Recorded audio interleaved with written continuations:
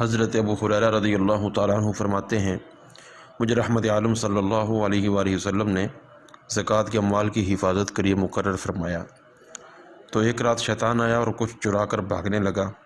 ابو ہریرہ رضی اللہ عنہ فرماتے ہیں میں نے اسے پکڑ لیا لیکن اس نے کہا مجھے چھوڑ دو، میں اب نہیں آؤں گا۔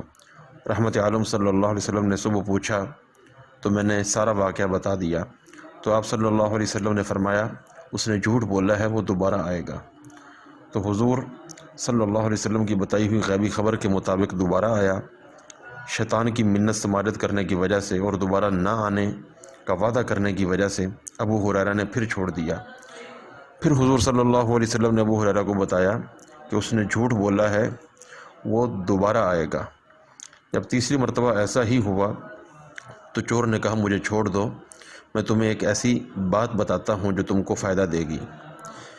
جب اپنے بستر پر لیٹ جاؤ تو آیت الکرسی یعنی اللہ لا الہ الا هو الحی القیوم لا تأخذه سنة ولا نوم له ما في السماوات وما في الأرض من ذا الذي يشفع عنده إلا بإذنه يعلم ما بين أيديهم وما خلفهم ولا يحيطون بشيء من علمه إلا بما شاء وسع كرسيه السماوات والأرض ولا يؤوده حفظهما وهو العلی العظیم۔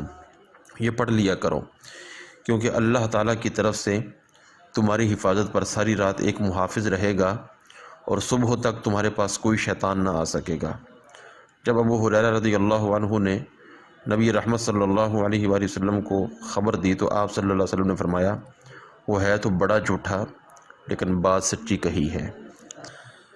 صحیح بخاری حدیث نمبر 3275۔ ایسے ہی حدیث شریف میں یہ بھی آیا ہے جو شخص ہر فرض نماز کے بعد آیت الکرسی پڑھے تو اس کے اور جنت کے درمیان صرف موت حائل ہے۔ سنن کبریٰ حدیث نمبر 9848۔